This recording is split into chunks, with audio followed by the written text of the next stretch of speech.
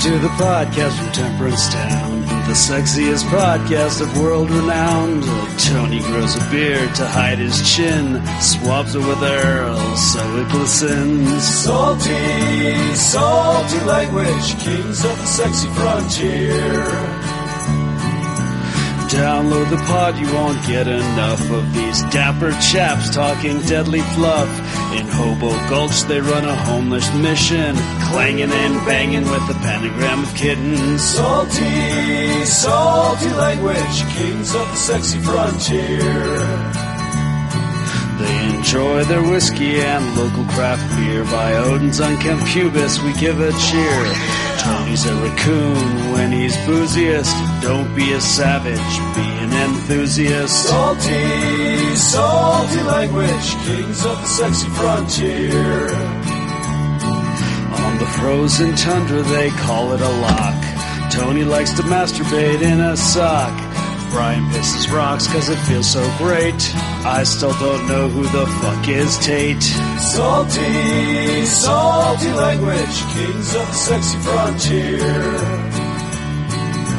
The boys will let you know when there's a spurner. Due to male pattern baldness, they don't wear curlers. Stay salty, people, that's their closing line. And don't forget, have a beer, you'll be fine. Salty, salty language, kings of the sexy frontier. Salty, salty language, kings of the sexy frontier.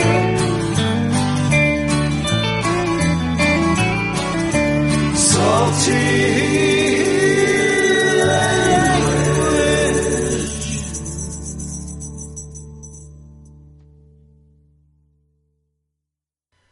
Hey enthusiasts, this is Salty Language, episode 211. The sexiest podcast at the Sizzler. At the Sizzler, huh? I don't know what that even means. Man, I haven't eaten at a Sizzler in, man, it's been a long time. I was probably a teenager the last time I did. You're probably not missing out. No, I'm sure I'm not, because it wasn't much then, so yeah. Like, quote-unquote steak. Yeah. Yeah. You eat a lot of stuff like that when you're young and on the road. It's true. On the road. Yeah. Turn the page plays here. Nice. Or take your pick. Any album, Home Sweet Home by Motley Crue, any of those road songs that the bands used to write all the time, the ballads, if you will. Kind of like. Probably. Similar, yeah. That might have happened on the road, but, a little different. Oh, man. So, yeah, here we are, 211. Hot on the tails of the Evan Dorkin Enthusiasts, which I'm sure everyone's already enjoyed. Yes, indeed. The blockbuster success on the Snake Oil Comics podcast. Right, naturally. We almost took their show over. We didn't actually. I think we did a good job on that one. We actually didn't take it over. No, we stayed in reserve. Right. We showed what kind of sissies those kids are because they wouldn't take our challenges. Yep. This is also true. I call them sissies only because I also would not have taken our challenges. Well, yeah, but, If you want to find out what they are, you have to go listen to the new Snake Oil Comics. Exactly. So, it's the... Salty Loads of Enthusiasm. That's what it was. I know it was like Salty Loads. I couldn't remember the rest of it. Yeah. Just, copious. Anyway. Yes. I'm a little disappointed we couldn't put a 4-hour episode together with them, though. But whatever. It's all right. Well, I think they actually, limit their time. Yeah. I know, right? Bah. Yeah. It's probably for the best.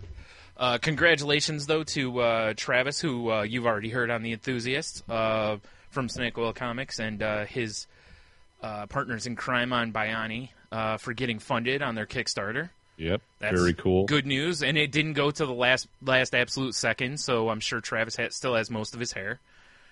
Probably. I know. Bald and a beard's a good look, just saying. That's what I hear. It's going around. Yeah. I got a story about people with beards, but we'll get to that. Oh, perfect. Well, it's not my story. It's just a story. All right. Sorry for the noise. I have to adjust my mic. And by mic, I mean microphone. Microphone? Yeah. Oh! Hey, I might have got okay. it too high. Damn it. Shh. No one's noticing that I'm adjusting on the air. I'm adjusting too. Just not my mic. Right. Shifting to be a little free and easier. That's right, damn it. Ah, man. So, I got a lot of stuff for us to get to. No shit. Some of it's just kind of like we can just zip through later, but yeah. I got a couple of nonsensical things. I got a couple of things from the week. I have an old man rant. All right. So, well, let's get this potty started. All right. So, well, let's do the week. My old man rant can kind of come from the week, but how was your week? Busy. I mean, it's been a nonstop straight ass pounding at work. Nice. You know, we need some sort of a sound drop for the like Fist Fuck Friday kind of thing. You know? Yeah, maybe. Yeah. I don't know what that would be. Or maybe that'll be that's what we need to do on Fridays instead of like a Follow Friday. We need to do like a Fist Fuck Friday and be Fist like, Fuck you know, Friday. like give us your reason. Like, how are you getting fist fucked today? Yeah, that's fair. That's fair. Maybe I'll start that. Maybe I'll write that down. Although I had a moment today, right? It'll be triple F instead of double F. Because normally, you know, I leave my work shit out as much as I can. Right. But there's some things I have to talk about, and this is one of them. Nice. That sounds like the beginning of an epic, actually, you know?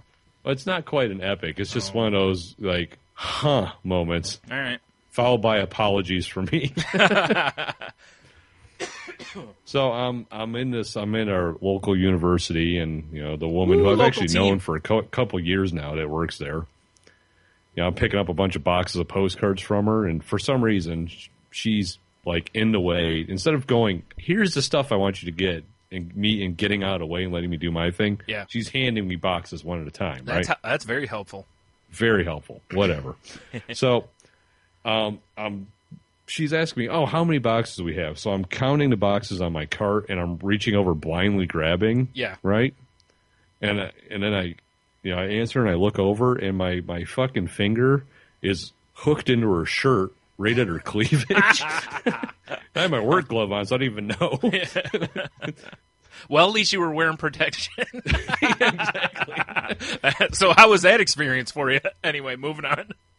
Wow, yeah. See what I did? Yeah, all right. I see what you did there. Yeah. So, yeah, I'm like, hey, sorry about that. Yeah. Whoops-a-daisy, yeah. Whoops-a-daisy. You're like, while I'm in there, let me have a look. But it's funny, because it's kind of like, you know, my cohort also had a work creep story, which I might as well share. Okay, hold on. I'm going to when this episode drops, either that night or the day after. This isn't an official Q of the W. Okay. But what I want to hear from people, I want your work creep stories. Good idea. If you've got a work creep story, send them to saltylanguage@gmail.com or hit us on Twitter @salty_language or Facebook or whatever. We'll put it up like we put up the Q of the W, basically, to solicit work creep stories. I gotta remember to post it. Work creep. So, God damn, I'm taking all so what the he was notes. doing, he, once again, picking shit up, right? Yeah. At our local symphony. That's what he was doing. And the person in the lobby was like, hey, just wait by the elevator. We'll send somebody down. Or we'll send somebody to show you where the stuff's at. And he's like, all right. So he's sitting there waiting, and this little Asian woman comes up to the elevator, which he's already got a thing for Asian women. Right. Right? Mm-hmm. And he said he made eye contact with her. Right. You know, and he's like, hey, how's it going? And she's like, oh, I'm fine. You know, and so he's like, oh, this is the person I'm supposed to meet. Right. So they ride the elevator up together, and he follows her right into the women's restroom. Whoa, wait a minute. Okay. That's not where I thought the story might go. I thought we were going to have a little Aerosmith, you know, loving an elevator or something, but... No, it was just, you know, she was just trying to go to the bathroom, and he thought she was showing him where all the stuff was to pick up. And, maybe she was trying to show him where all the stuff was. Maybe. He says, motioning at genitalia area. How about all of these regions? So much like me, it was followed by profuse, hey, I'm sorry about that. So where did he get caught? Like as soon as he went in, or was she like sitting down and he was peering over the top? Like he got caught when he followed her in and realized it was a bathroom. Oh, so he caught himself essentially. Yeah. And okay. But she obviously was aware he was right behind her. Starts beating him with her purse or something. Yeah. Yeah, she's probably reaching for the pepper spray. Yeah. Well, rightfully so. Wow, that's wow. Yeah, I like the idea, though, of fishing for work creep stories, because there's got to be other work creep stories. God. It doesn't even have to be you that's the work creep, even. Like, if you know a work creep story, I just want to hear work creep stories, because they're usually great. This is very true. I mean, yeah, especially the accidental work creeps. I mean, I can't think of it. I mean, because my story's not really along the same lines, so, I mean, I've accidentally, brushed various breasts or whatever at work, but, and by brushing, I mean with my hand, like gently. Yes. And no. Sensually. Sensually. No. Yes. No, the only story I have that, I had a very difficult time with was when I worked at the Hollywood Video, where we had to wear, like, tuxedo shirts, which stunk. But they're very see-through, and a girl came to work with no brassiere on, and I, as the acting manager person, had to somehow point out to her that she was not in dress code. So that took a couple calls to the DM first, because I'm like, how do I do this without losing my job, basically? Yes. How do I go, I could see your tits? Yeah, basically. He was like, put her on the phone, I'll do it. I'm like, excellent. But I still, obviously, that doesn't quite get around the fact that obviously I realized it, because, if I hand her the phone and he goes, hey, cover your tits, at that point, it kind of becomes she'd be like, well, someone obviously told him. She looks around and I'm the only one working. These are the days before drop cam and other things where you could just peek in.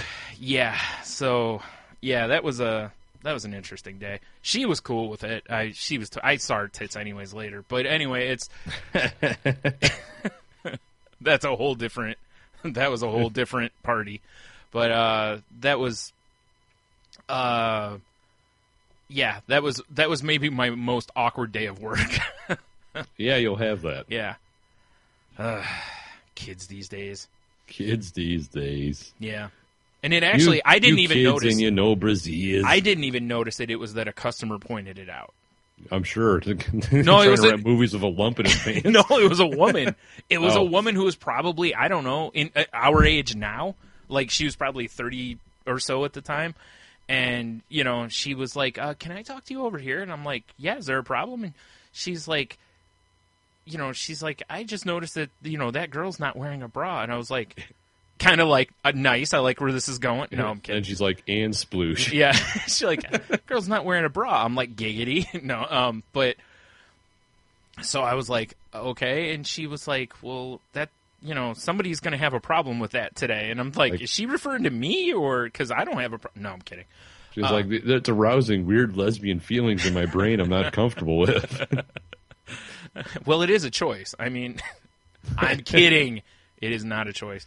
But yeah, anyway, so it's funny, though, because, if that same story happened now, it makes you wonder how it would be reacted to if various media or internets got a hold of it, right?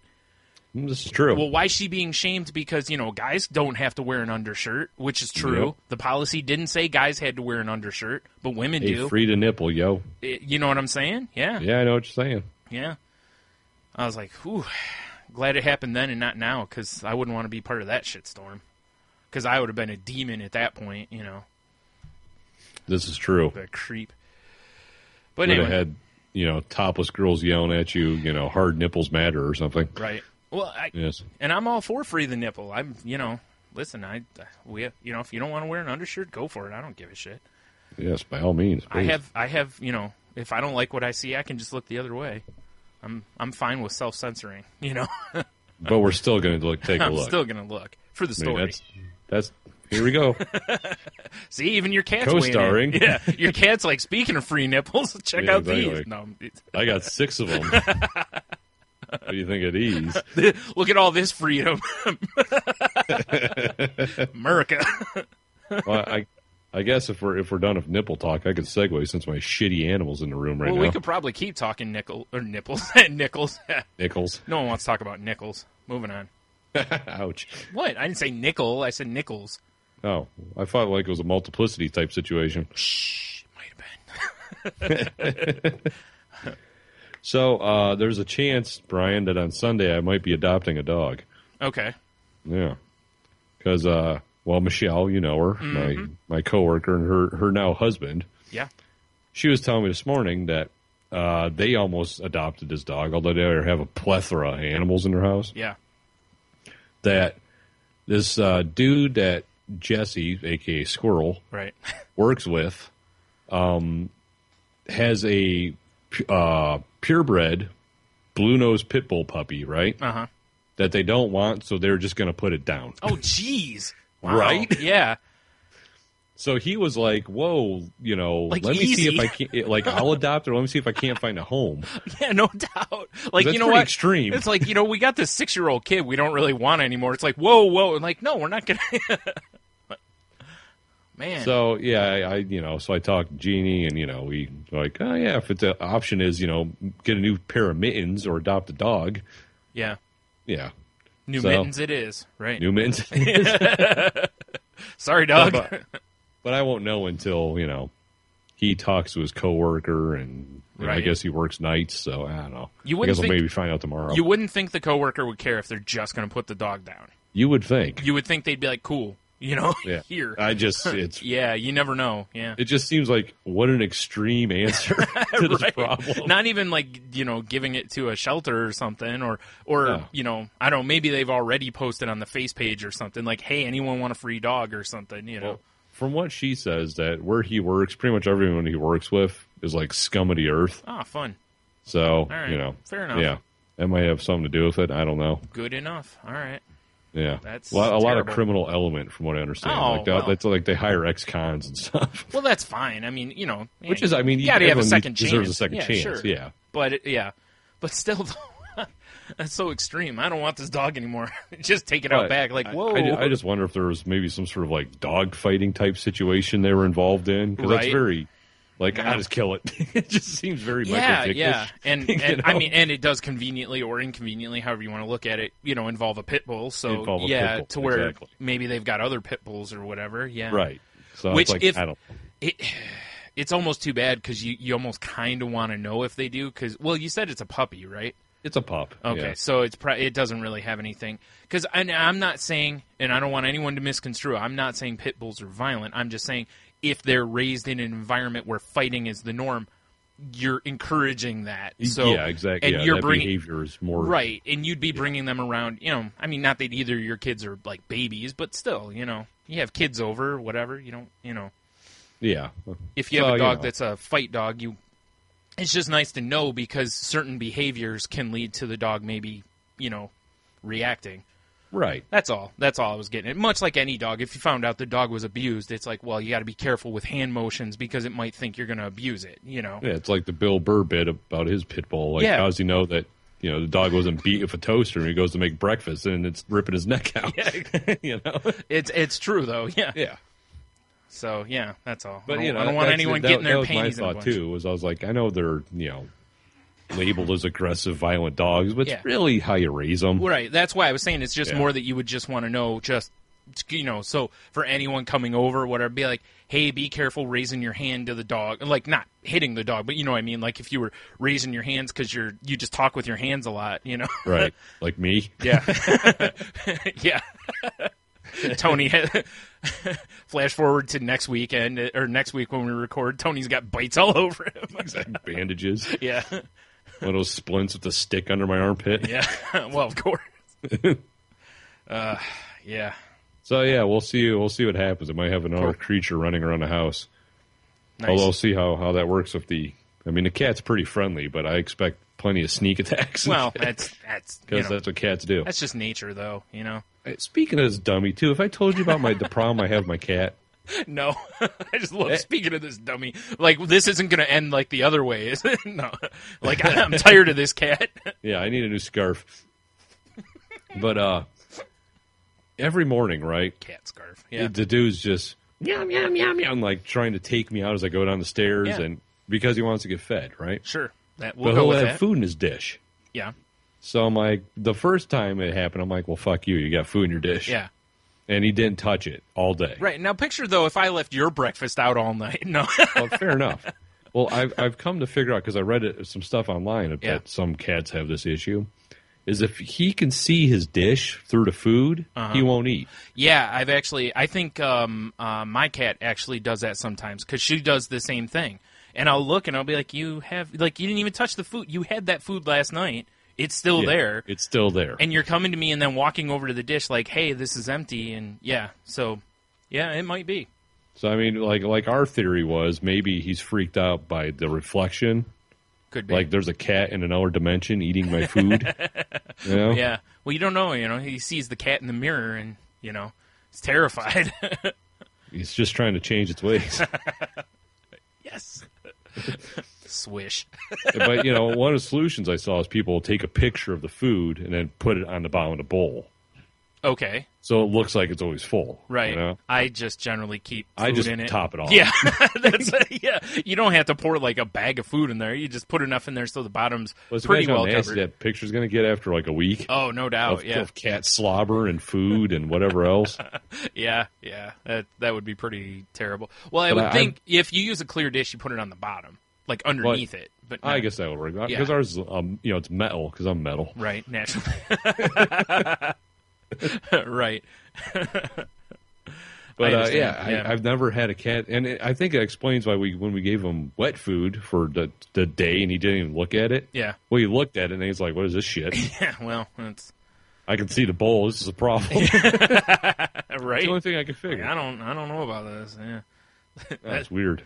Yeah. I've never dealt with that with an animal before. Normally every animal I've had has been a goddamn pig. Yeah, exactly. Yeah. That's why I said this cat that I have, the only time she shows pig tendencies is when, she thinks she's about to get, if it was close to time for her to get the canned food, basically, she would go and just eat all the dry food and then be like, meow, meow, meow, like, I'm starving. What are you doing? My God, I'm so and you're hungry. like, I've been here the whole time. I saw you just eat all that. In fact, I saw you throw it up over there.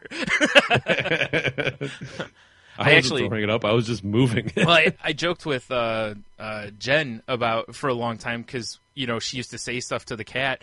And I was like, you're giving her an eating disorder. I was like, she's going to get a complex. I'm like, you're telling her how fat she is. So then now she's throwing her food up. And nice. Yeah.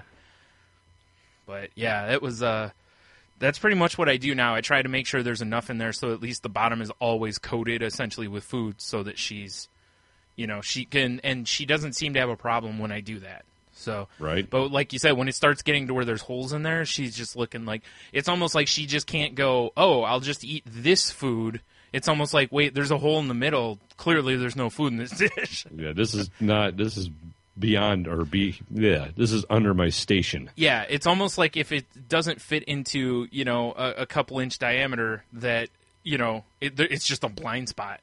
Right. So whatever. It's like, what is this, poor people food I'm eating? Yes. What am I, a peasant cat? Yes. If that wasn't the case, I'd be buying you steaks and feeding them to you. Yes, indeed. Wow, it's been a weird week, though, also, because, Logan was at camp. Mm-hmm. And for a good portion of the week, Leah was either at her grandma's with her cousin or at her friend's house for a couple days. Yeah, that was weird, especially at night. Right. Like no children's running around. No children. And then last night, because Jeannie was picking up Logan from camp today and getting Leah, she just stayed in Delta and crashed in her spare room. Ah, okay. Because it's halfway to Hillsdale where the camp was. Right. So last night it was just me here. That was weird. I bet, yeah. Like, what is this bachelor situation I got going on? Woo, just party! Bizarre. Yeah. That explains the lavish party you threw. Well, yeah. Mm-hmm. You're like, whoo, out by 8 o'clock. Yeah, pretty much. That's like how I felt. Yeah. Yeah, it was a weird week, though. Yeah. Although Logan was, telling me about camp today, and, they played arrow tag. Somebody posted a thing on Facebook about this where it's like with Nerf arrow kind of things or something. Yeah, well, it's not even Nerf. It's like bows. Cool. It's like low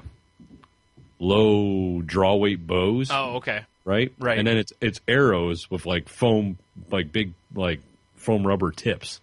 That still seems like it could be dangerous, doesn't it? Yeah. Well, he says if you get hit when you're too close, you'll leave a mark. Right. But they wear paintball masks and yeah. That's actually okay. So it was the exact same thing then. I thought it was Nerf arrow that sounds type fucking things. Cool. Yeah, right. Just got to make sure you just got to make sure all the bows are not strung to high tension. Otherwise, that could be a problem. But all the kids around you show up with like an arrow compound bow. Yeah. Nice. Yeah, it's like I said, I saw the video of it yesterday. I was like, that looks pretty fun, actually. But yeah, he said it was awesome. I'm like, damn, I wish I had that shit when we were kids. What that looks like is a terrible idea for drunk people. Oh, now we're talking. Drunk and stumbling around and getting your eye poked out. And... Yeah, I just gotta wait for the old codger behind me to die. You said that as your wife walked behind you. Oh, not that one. Although she is older than me. Yeah, right? Oh, don't do that. No, my neighbor behind me, because he's got a decent yard behind us, and then we can let him die, buy his land. Yeah. And then we could open up drunken arrow tag. Or go over there with pox blankets and booze. You say pox blankets and boobs? Booze, but boobs maybe. I don't. I'm not going to limit you on what you can use. All right. I'm sure he'd probably rather go for the boobs than the booze. Okay, well, just go over there and appropriate the land, or give him the pox blanket to accelerate the process, whichever. This is true. Yeah. Hey, if it worked for Europe. Yeah, that's what I'm saying. Right? Yeah. America. Good call. America. Like, here's these blankets, and this cast iron pan. This land is mine. Yeah, pretty much. Yeah, that's how it works, and he would understand, as is the rules of the land. Like, see that space over there? It's like that 6-foot hole? Yes, that space. Yeah. That's yours. Right. For now. For now. Yeah. You go back a couple weeks later, there's a slot machine on it. Of course there is. I hadn't thought about that. Yeah. So have you watched the Wet Hot American Summer prequel series yet? I have not yet, but I really want to. Okay. I powered through it the other night. So was it good? I enjoyed it. It's so campy, and I don't mean that in a punny way. It's it's so campy, but it was pretty entertaining. All right. I mean, I love. I don't think it captures the magic the movie did. Because the movie was just kind of that out of nowhere type thing, and trying to recapture that kind of stuff rarely ever truly works. But it was still pretty entertaining. Huh? Yeah. What? Yeah. So sorry. That's all right. Yeah, I was just curious if you'd watched that yet. No, it's in my my queue. Right. But I have not watched it yet. Nice. All right. I watched something goofy though. What the fuck did I watch? Oh, Idiocracy. That wasn't goofy. That was just entertaining. I still haven't watched that yet. I need on my to. bachelor day. I'd like to watch that, but Netflix doesn't have it in there anymore because they're jerks. They are jerks.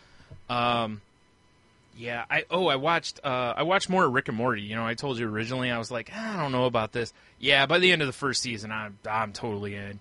There's what was the show? Rick and Morty. It's an Adult Rick and Swim. Morty. Right. Yeah. Okay. I thought I said like Wicker or something. Yeah, Wicker Man. Wicker Man, the series? Yeah. Oh, God. No, let's not reference that. But yeah, I watched that this week because I was, curious. And I also watched a show called You're the Worst. Huh. Which is an FXX show. Oh, boy. Right? About just two people who are just... It sucks because it's a romantic comedy and I'm supposed to hate these things. But the people are so awful to other people and such that I can't help but like what's going on. How a lot of the relationship shows now are showing two people that are just horrible people, but together they're great, basically. Yeah, like, we make a great team. Yeah, even though we're god-awful to everyone around us. Yeah. So, well, yeah, naturally. Yeah, it fits that vibe. Voltroning it up and whatnot. Well, yeah, certainly. If you... Brian gestures the blazing sword. Yeah, nice. Oh man, So, for the last week, I've been having... You remember how when I was on the antidepressants, I was telling you that I was having the weirdest dreams? Yeah. I've started having really weird dreams again, but they're all like I'm in these weird situations where I have to like save people or I have to do things, otherwise bad things happen. And it's not necessarily to real people, it's just people. Like a heroic type situation? Almost, but it's almost like it's more of a there's no win. There's no true win in the situation. It's more of the hero sacrifices self to save people kind of a thing. And I always wake up before I actually get to the hero part. So it's just like creepy and unnerving. It's never like... I can't think of one, though. That's the problem, is I can't remember exactly what happens, but I always feel like it's, me against, the Mountain of Doom or something like that, and I have to, go through various tasks. It's almost like, watching The Hobbit, but he never actually gets to throw the ring back in. Right. Like, it's just, it'd be like if the movie just stopped before he starts, his ascent. They're just really unnerving, and then I wake up and I can't go back to sleep because I've just got that, that, for lack of a better term, like someone walked over your grave concept, like feeling, and it's like, it's just... The heebie-jeebies, Yeah. I think, is a technical term. I believe so, yeah. That's what WebMD said, heebie-jeebie cancer. Yes. The old heebie-jeebie cancer. Oh, that's the worst. That is the worst. Yeah, I don't know. It's been so strange, though. And I haven't, I'm not on any new meds or anything, or maybe that's my problem, is maybe I need to self-medicate or something. Some more cocaine. How's your double IPA intake been? Low. Maybe that's the problem. That might be the problem. Straighten me right out. Yeah, get some... Straighten you right out. Yeah, at least... Breaking news. Okay. Someone else adopted the dog, but at least it's not dead. Okay, that's fair. Yes. All right. So good news for, the dog. Yes, for canine people out there. Right, yeah. Bad news for mitten enthusiasts.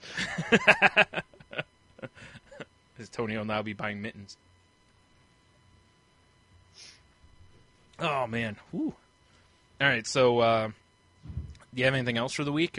Oh, wait, I have old man story. You want me to tell old man story? Oh, I love a good old man story. Now, by old man story, I don't mean that this involves an old man as much as I mean... Oh, I know exactly what you're talking about. As much as I mean this is going to sound like an old man is ranting for the next couple minutes. So the other day, I'm going to the store. My mom asked me to find... There's a cereal that she saw on TV that's advertising that it's 70% less sugar than Raisin Bran. And, she's diabetic, and she likes Raisin Bran. She's thinking this is a win, kind of a thing. Right. So the name of the cereal is Green Berry Cereal, okay? I hate the name. Yeah, I do too. So I get to the store. I happen to see the cereal. She couldn't remember the name, but as I passed it, I saw 70% less sugar than Raisin Bran. I'm like, well, this has got to be it.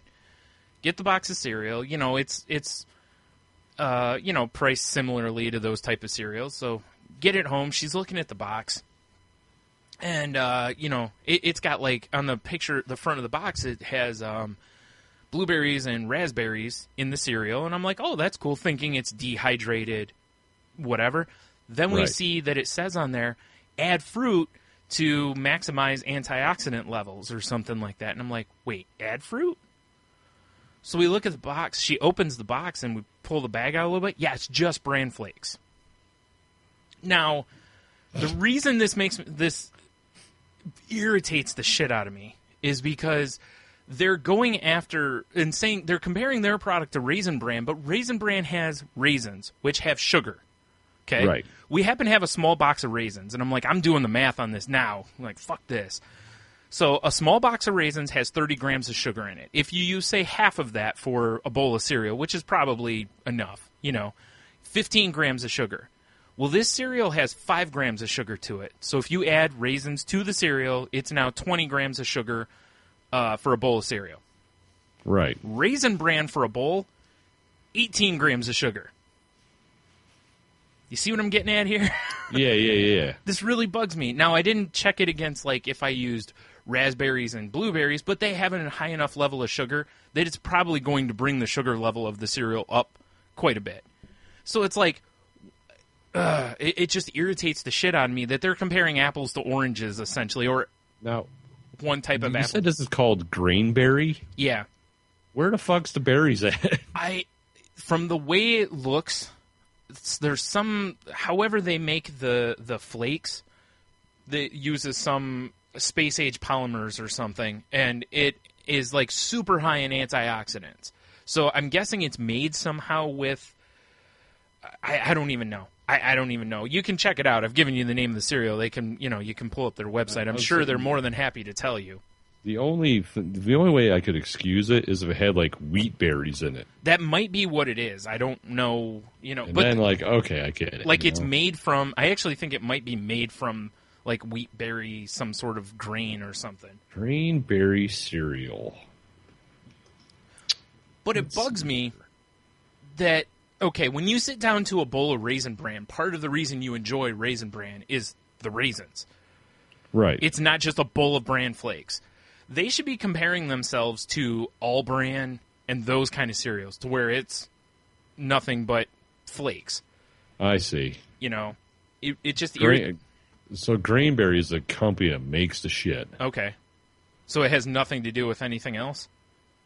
No. Wow, see what I mean? Because they've got like Grainberry Honey Nut, which is like Honey Nut Cheerios. But see what I mean? It's like you see that and then you see a bowl. And again, I know they have the box labeled to where it says add fruit, blah, blah. But it's still, you see the picture, you think there's berries. It's called Grainberry.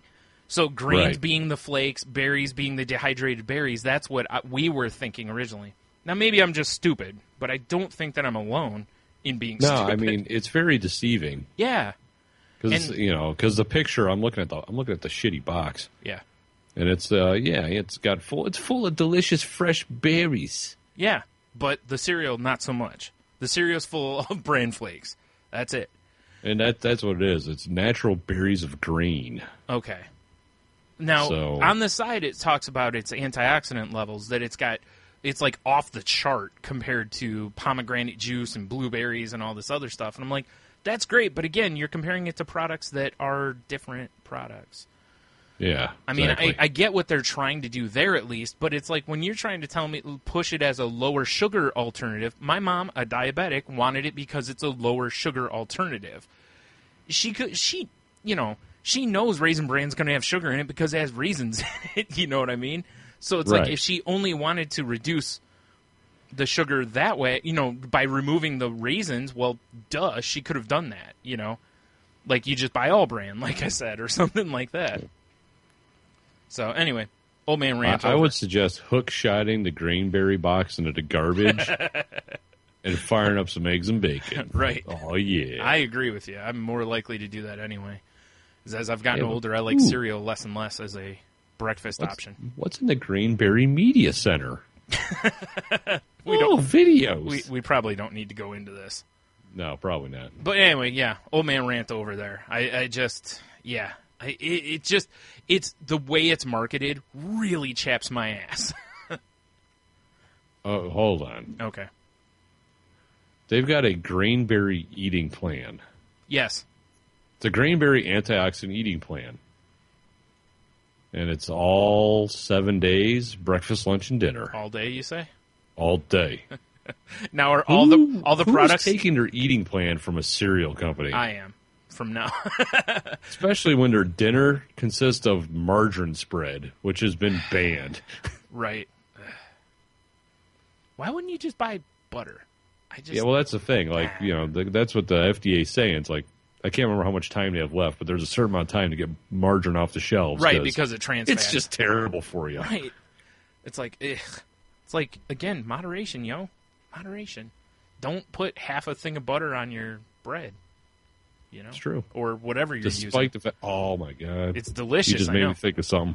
Is it because we're talking breakfast? Oh, butter. What the hell is your wife showing us? There's odd things going on in the background. Oh, it's a gift for tomorrow. Is it for me? With Hail Hydra octopuses all over it. But is it for me? Huh? If it's not for me, then why am I being shown that? It's not for you. Boo. You got an hour month, sir. So, we bought this bread. I put a ton of butter on it the other day to make me think of it. Of course you did. Dude, You bought this bread? Well, yeah, I suggested we should buy it. No, you did not. Whatever. You looked at me and went, really, Jeannie? And I went, yeah.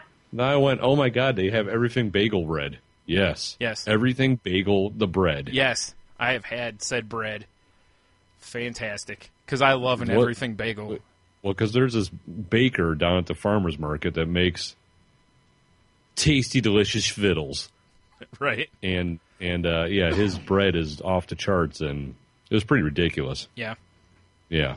So just, even better. So it's a local bakery making everything bagel bread. Exactly. Nice. I just got like an everything bagel like half chub going or something.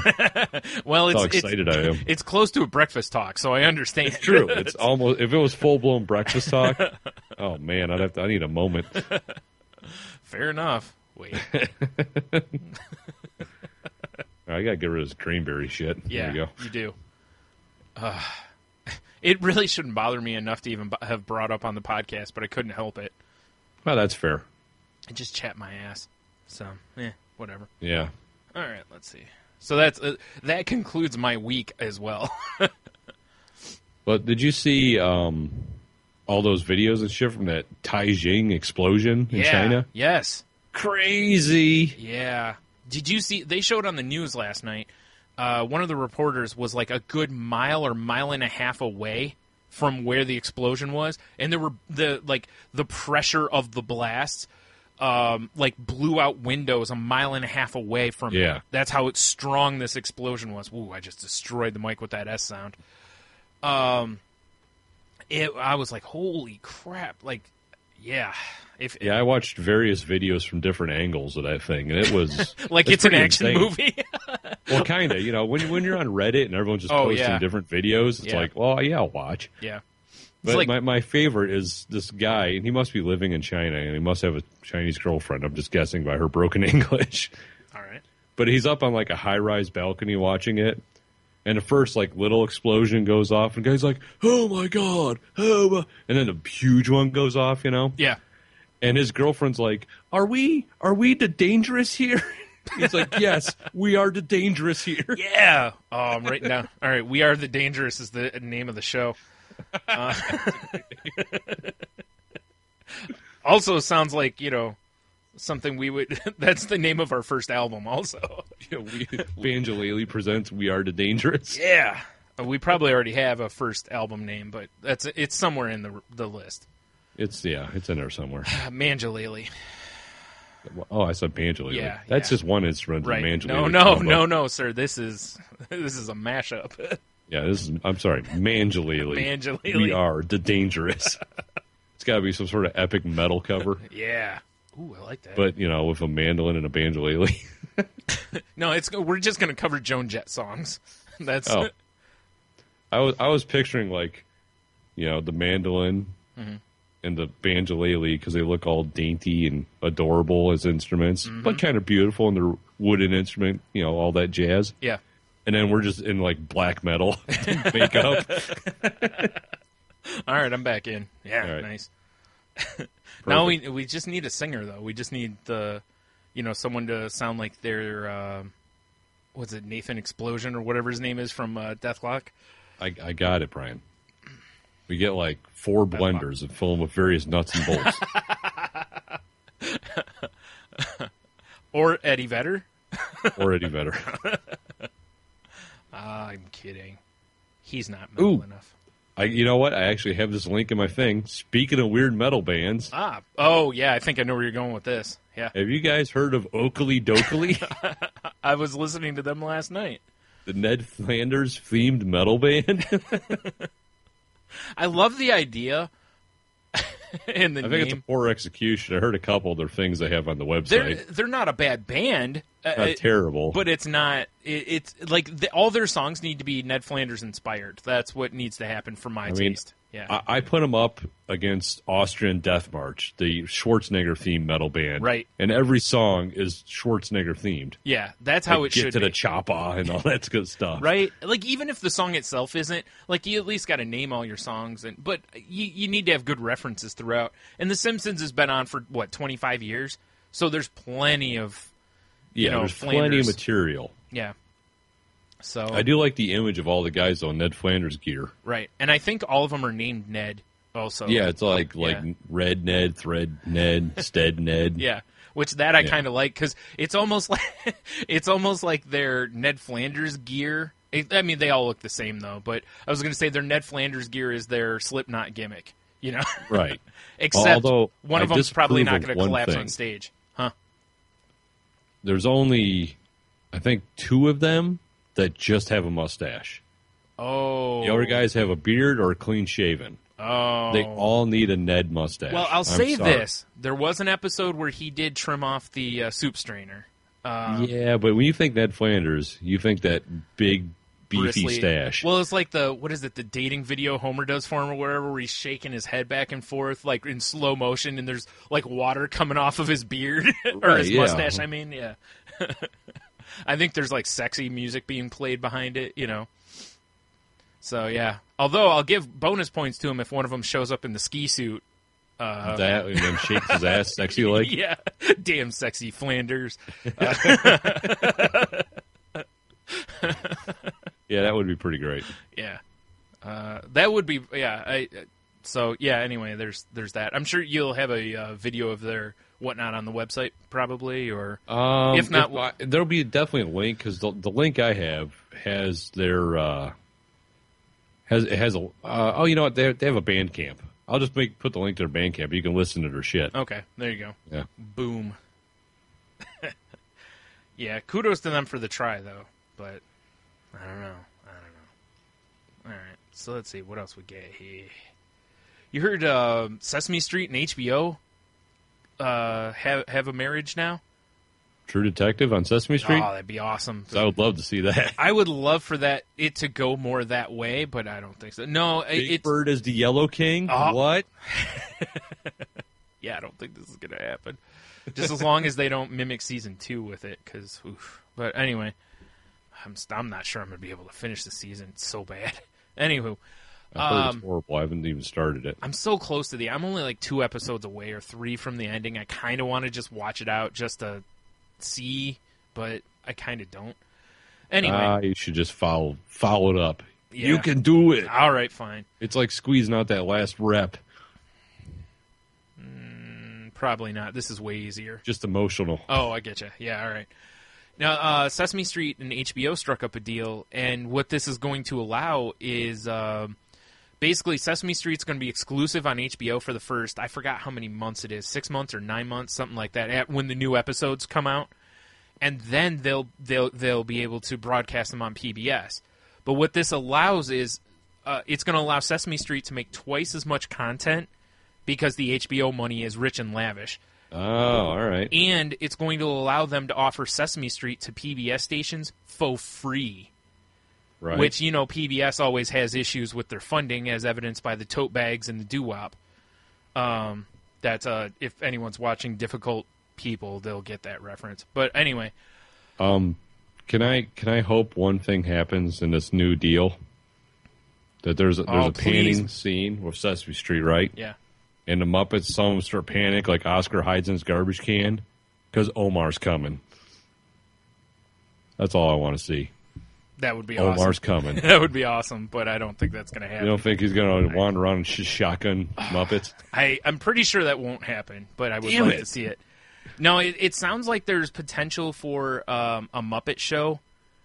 Not like some sort of Muppet content with HBO also, but right. They will have to they would have to full on rework that deal with Disney since Disney owns the Muppets, but except for Kermit, I think Kermit's the only crossover that Sesame Street can use Kermit whenever they want, basically, because he's been on Sesame Street. So, but anyway, it's a really good deal for Sesame Street. It's great for PBS because that'll free up what they pay, whatever it is they pay for Sesame Street for sure for other stuff. So that's good news for them. And plus, we can have that classic scene where Tony Soprano takes Elmo out on a fishing trip. Regretfully, because he loves Elmo. I don't think it's going to work that way, Tony. God damn it. I'm just saying. All we can hope for is full frontal on Sesame Street going forward, though. Because it's HBO. I mean, there's no full frontal. Why am I watching this? No, I mean, there's been tons of these jokes, and there's already, tons of memes being done for various, Sesame Street, what have you. So that's Khal Drago gives Oscar a golden crown. Probably a new season of True Blood with the Count, Nice. That would be awesome. Can't be any worse than the last few seasons of True Blood were. That'd probably be way better. It probably would be. Probably less titties, though. 2 titties. 3 sets of tits. Yeah. That's all it is. Just the Count. Just throwing lavish parties at his castle. He's dressed like a pimp anyway. Right. I mean, Jesus. Yeah, that's true. So if the Count throws sexy parties, yes, who from Sesame Street would be invited? Anybody? Cookie Monster probably. Because I mean, instead of having invite the meth head. You don't bring the coke addict in. I don't know. Cookie Monster seems like he'd be fun to party with, though. Yeah, well, that's where Count needs crossover. He needs to get Janice from the Electric Light Mayhem. ELO? I don't think that's right. When she played with ELO for a little while. Right. When the Electric Mayhem broke up for a minute. Yes. Although Dr. Teeth also dresses up like a pimp. We've talked about Dr. Teeth before, remember? I know. We had a long conversation about Dr. Teeth. I do not remember what episode that was. I have something written down about Dr. Teeth somewhere. Actually, you know what? I have it right here. So I wish I did know, because that would be perfect for the best of. Yeah, it certainly would. Because here we go. Dr. Glowtooth EDM album cover, I think, is what it was. That's awesome. Or it might have been. I think it was supposed to be Dr. Glow Teeth or something like that. So yeah. Anyway. Yeah, I don't think he really. There's not much to pull from Sesame Street for sexy bitches. Yeah, that's what. Let's just talk about the humans. Yeah, they don't seem like they'd be real good party animals, though. I don't know. Be a lot of celebrities he could call, though. I mean, they've had a lot of celebrities on Sesame Street. Katy Perry, what? Right? Yeah. Yeah. Does he invite Kermit in hopes of getting some of the Muppets there? Like, yeah, probably. You got to have that lavish Hollywood party. Like Pepe, And then he just starts breaking down bitches. Who, Kermit? I mean, him and Piggy aren't together anymore. I didn't even know that. Kermit's slinging that tongue everywhere now. So, Boy, is he. Hopping from lily pad to lily pad, you know what I'm saying. Oh, I know what you're saying. What the hell's Piggy doing then? I don't know, probably eating. Don't fat shame, Brian. Stop. Gang banging the whole Pigs in Space crew. That's what started the whole thing. Oh, my God. Oh, my God. Kermit was surfing the internet. Jesus Christ. Someone needs to take the Pigs in Space thing and turn that into some seamy, 70s porn. Oh, hell yeah. Oh, my God. It's like Piggy does space. Kermit was on Shoosh Time. Yeah. It's like, what the fuck, Piggy?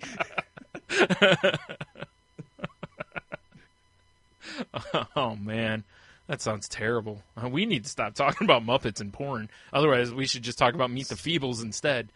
Well, true, but I think ours is better. I agree. Meet the Feebles is a classic, but dude, it's Peter Jackson. We're talking actual Muppets. But it's directed by Peter Jackson. That's true. So, what do you do? Yeah, nothing, right? I watched King Kong. It was a shithole. Don't get me started on that. I'm telling you, anyone who hasn't watched his version of King Kong, cut the first 45 minutes out of it. Not a bad movie then. Right? The first 45 minutes are just boring. Anyway. I'm trying desperately with keyword searches. God damn it. What are you trying to find? Put in Dr. Teeth, just Teeth. I put in Electric Mayhem. Yeah. Search it through our back episodes. Oh, yeah. Unfortunately, it's too much content for me to go through. My ears. Oh, okay. I was going to say, does that search through the show notes, too? Yeah. Okay. Yeah, search it through the show notes. I don't think I mentioned it in that show, though, probably. But I think that was before I was doing... I think I do better show notes now than I used to, because I think I used to be like, we talk about this and this, and we're done. So, well, there's like a space. There's like in the early episodes, it's kind of vague, and then it's like deep show notes. Yeah. And then it gets kind of vague again. You could see our cycles of laziness. Yeah, that's exactly what it is, too. I try to do better show notes, but the links are what I felt were important because, like, if you're using, like, Apple's podcast app or various other podcast things, you can actually just click the links. Yeah, which is cool. You know, so I tried to make sure the links are right at least, but, you know, plus I don't want to give away all the content in the show notes. Right. Although I will say that I've tried to get better. I want to try to get better about it for this reason right here. So if we need to search for something, we can actually find it. But it's tough unless I'm sitting down writing each of our little, you know, like right now, what do I write down? Muppet porn? I mean, come on. Right. It's probably like in 4 other shows show notes. I'm sure, yeah. Yeah. So what else you got? You know what I'm really sick of? You know what really grinds my gears? Tony's going to go on an old man rant himself. This week, especially, we get it. You're straight out of wherever. Oh, I'm with you, dude. I'm so sick of it. Yeah. The first time I saw the straight out of insert random shit here, I was like, oh, that's kind of cool. Yeah. And then I saw it and saw it and saw it and saw it and yeah. Do you know? And that's I think it was super annoying on Instagram. Yeah, because my Instagram feed was buried in it. Yeah, mine too. It was pretty much like everybody was. And I'm like, oh, we get it. Like, and most of them aren't good. Like, I was like, if you're gonna try to do a funny one, I can live with it. But most of them were like straight out of wherever the person's actually from, and I'm like, why are you posting this? Like, yeah, or it's like a picture of, I don't know. The only one who cares is your stalker. You're right. Like it'd be a picture of like a glass and be like straight out of glass factory. Yeah. That's not even clever. If you show a glass and it's empty, it better say straight out of booze or something like that. That's like clever. Straight out of whiskey, I'm with you, you know? Yeah. But I've seen a lot of them that were not even, and that's not even clever. I'm sure I've saw it, and that's probably why I'm thinking of it. But so many were so bad. Yeah, I'm with you. Thanks, Dre. Dude, Dick. My Instagram and Facebook feeds were full of, like, Facebook feed was full of that, and that, like, canine, the cop dog that got shot this past week in town, or in Toledo or whatever. Stop. I pretty much gave up on Facebook altogether. Oh my God, man. Just everybody's posting, like, all this stuff, and I'm like, what? Again, it goes back to all these talks we've mentioned before. It's like, did you know the dog?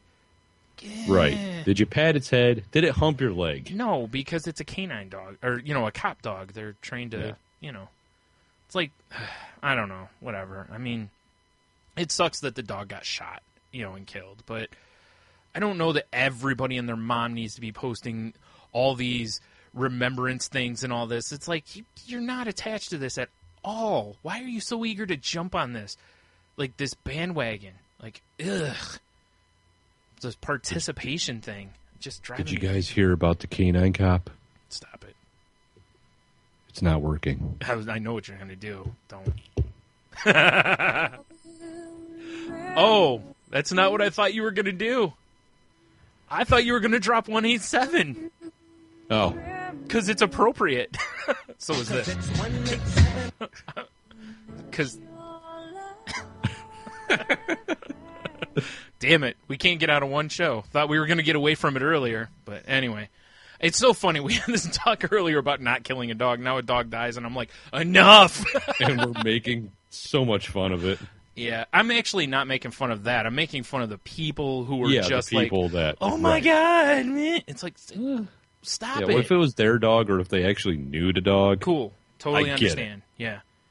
But enough. But it's just everyone just, you know, it's that like tribal mentality people have. Yeah. Oh, they're posting something. I should post something. Yeah. Well, it's so easy when all you have to do is click share, you know? Yeah. It's just, ugh, I want to get likes too. I want to feel important. Yeah. On the upside, it is nice that for both things, the straight out of thing and this, the images are so big that it makes it real simple to just keep scrolling. Yeah, because I can go, nope. I know what that is. It's similar to like when somebody retweets like one person 30 times on Twitter. I'll just scroll until I don't see that avatar. And I barely ever read, even though that could be the funniest person on Twitter. I barely ever read all 20. I might read one or two, and then I just scroll. That's done. what I do. I look at a couple of them and I just go, ugh. I'll tell you why, and I said this before, nobody is funny for 20 tweets in a row. Or nobody's that funny. You know, like, Right. I don't care if they're the funniest person on the site. Like, retweet a few. Then you show that they're funny. People following you will go, oh, they're funny, and retweet. It's like, come on, don't. Yeah, I've had to block people, or not block people, but I stop allowing their retweets, and they retweet a lot of funny people, but they just retweet so many of each person that I'm like, it's just annoying. Like, So- stop with your awful flu dump of retweets Right? on my lap. Yeah. Ugh. None. All right, I'm still feeling like an old man here. All right, let's Yeah. move on to something else. What else you got? You got anything? You see the Dave Grohl thing? Are you talking about when he called a random person up on stage to do Tom Sawyer? How cool is that? Did That you watch was- that video? I did. That was pretty the awesome. dude did a pretty good job. He did. And again, I read something to where I can't remember if it was on Reddit or something, probably because it was trolling, you know, because they're like, he was a plant, you know. Well, of course. I was like, I was like, if he was a plant, they would have planted someone better because the guy was good, but he wasn't like the greatest ever. Yeah. Yeah, he didn't nail it, but he did good. Yeah. Just Dave Grohl is the man. Every time you see stuff posted about him online, it's generally very positive, Yeah. and he is the man. Yeah. I am certainly a big fan of his. That's a guy who seriously understands how good he's got it in life and just seems to just do, I'm just going to do this because it's cool. Like, look how many people he plays on their album. Like, and Right. he's like, oh, yeah, I just wanted to play with them. So they were like, hey, you want to do something for the album? Like, cool. Play like when he Yeah. did all the drums for Queens of the Stone Age on the, was it Songs for the Deaf album? Or, you know, he's just gotten together with Jack White or whatever, and they're just jam. And it's like, yeah, We should what the send him hell? an email. Like, we need a drum track. Yeah. Forget the drum track. I want, like, how about you just come on the show? Well, that'd be the next step. I mean third mic. I don't mean just as a guest. It'd be like Clint on Geek Day. He'll be semi-permanent Dave Grohl. Right. And he'll be like, no, I only do fun things in life. Like, ouch. Dave Ow, Grohl, right in the zing. heart. Right in the heart, man. Like, have you listened to our Well, there extensive back catalog? he walks away, and it's like, oh, there goes my hero. Anyway, moving on. Nice. What a monkey wrench. Nice. I would certainly break down. All right, I got nothing. Oh, man. So you've been listening to Bill Burr where he's talking about learning to fly? Nothing. Move on. It's learn to fly, not learning to fly. I understand. Settle down, people. We can't do a Bon Jovi episode like we can with the Foo, or with the Foo my Fighters. knowledge of the Foo is not as extensive. Well, and realistically, we could have went into Nirvana also, but This is true. we chose not to. So yeah, there's that. Yeah, he's certainly a guy though that's he's living life the right way. Oh, indeed. Fucking having fun, breaks his leg on the stage, and is like, whatever, cast it, and I'm going to keep playing because these people paid a lot of good money to see us. In his big Game of Thrones throne. Yeah, that was awesome. So awesome. That video I'll make sure I put on our website. Yeah. Oh, yeah, that is definitely. a good one.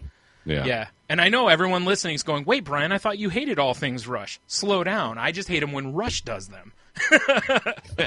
when it's the Foo Yeah. and some dude covering it. Right. Now we're I'm talking. back in.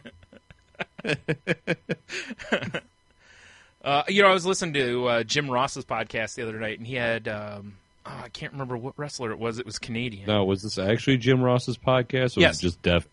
No, it was actually Jim Ross doing a podcast. Okay. Yeah. And I can't remember. He had a Canadian wrestler on, and one of the Twitter questions Jim Ross got was to ask this guy what his favorite Rush song was. And the Right. guy was like, yeah, I don't really listen to Rush. And JR's like, he's like, well, there you go. He's like, we learned tonight that not all Canadians love Rush. And I was like, I actually am in a kick group with a couple people who are Canadian that don't like Rush. So, You are not alone. well, I'm sorry. One Canadian person doesn't like Rush. There's two other Canadians in there that were talking about like kicking her out of the country or something. I don't know. Wow, harsh. I stood by her side though. Well, I mean, you have to, because female. Yeah. Also, because I hate Rush. Enough of that. Oh, let's see. What do I got here? Quick news: did you see Constantine's? Let me tell you. Constantine's going to be on the next season of Arrow. Really? Yep, one-shot Doing deal. Constantine shit? Doing Constantine shit. One episode from the way they're talking, and it's got to be that he's bringing It's going to have something to do with what's her face coming back to life. Right. Canary. Right. You know. Oh, I guess that makes sense. Bring her back as White Canary or whatever. It's Exactly. Yep. So that's exactly what I think it'd be great if he just shows up and just bangs Arrow's sister and leaves town. Well, because it's a very Constantine thing to do. Very Constantine thing to do. Well, no, because as we talked on the Snake Oil Comics podcast, he tends to do really skeevy stuff, but then he tends to he'd bang Arrow's sister, but then he brings back the girl he loved, also, kind of a thing. So she'll be like, "Well, we did that because it's part of the ritual, right?" And he'd be like, "Oh yeah, for sure." Okay, so here's a question: so is it skeevier for him to? And I'm not saying he can't do both. But is it skeevier for him to go after Arrow's sister or Felicity? Well, if for him to bring back Canary, he might have to do that crazy threy-way action. Okay, so you're also talking a little FFM, you know what I'm saying? With the new Canary also, right? I get you. Well, yeah. I think they call it Satan Scissors to bring her back. I'm pretty sure that's what he'll call it anyway. Yeah, exactly. Let me check my book here. Yeah, it's like, no. Reader's Digest. No, you birds go ahead. I'm just going to watch for a minute as he smokes it and takes a long drag off his cigarette.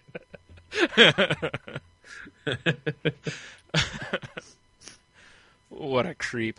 Yeah, it's pretty cool, though. Same guy, though, too. Like, it's not like they're not recasting it to bring Constantine on. Same dude, so they're keeping him alive at least for, another minute.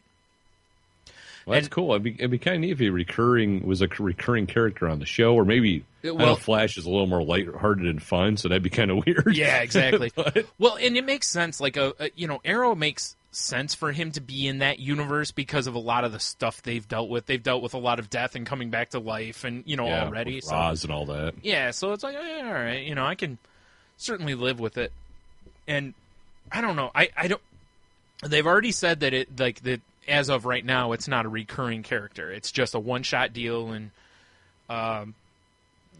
should be cool. But you can't tell me that if that episode tests well and has high ratings, that they might not go, well, let's maybe bring him back a couple of times or something, and then go, okay, he's testing pretty well. Maybe we should do a Constantine show over here, kind of a thing, right. Or something, because it's out there. They can do whatever they want. Like if it's a meeting of the CW board of directors. This Satan Scissors scene really tested well with the audience, boys. Oh, I know it tested well in my pants. That's beside the point, Connolly. We all tested well in our pants in that scene. Well, I'm talking about the public. Who cares what they think?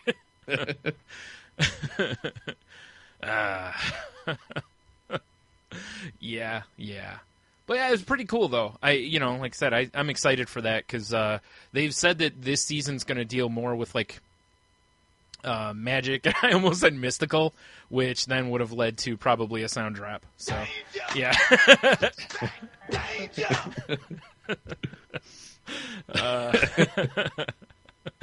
Not that mystical, although that would be awesome if they're like, yeah, this is going to deal with mystical and whatnot, and then during the season you see him standing there, he's like, what?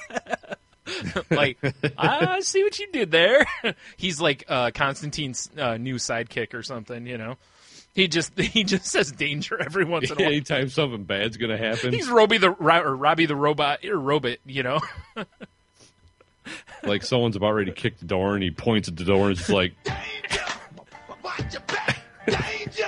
Then Constantine springs into action. He's got this gravelly voice spider sense.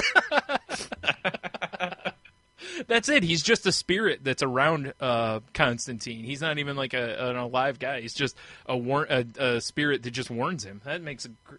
They need to do this. They do need to do this. Oh man. Yep. So that was just supposed to be a throwaway kind of comment a little bit about the whole thing, and here we are with Mystical. We'll do that. I know Michael Leal's listening going, why didn't he say the thing? Patience. Easy. We'll get to it. Patience. Go listen to some GNR. Yeah, exactly. I'm just going to make all the band references I can tonight. Fair enough. Although when you said Michelle earlier, I almost made a GNR reference then, but I didn't. My Michelle. Right. Speaking of the NBCs, well, the other wasn't NBC. It involves a DC TV show. Yeah, right. It was announced today DC Comics is setting up a new TV show. The network has given a pilot production order to Powerless, a half-hour comedy from A to Z creator Ben Queen. Powerless is a workplace comedy about the worst insurance company in America that exists in the DC universe. What would it be like to be a normal person in a world with Superman and Darkseid?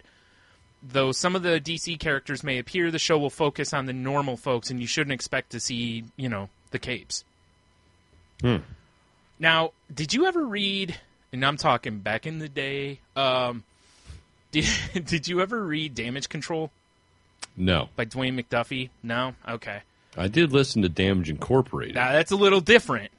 That was pretty sweet. Man, we're making all the references. Anyway,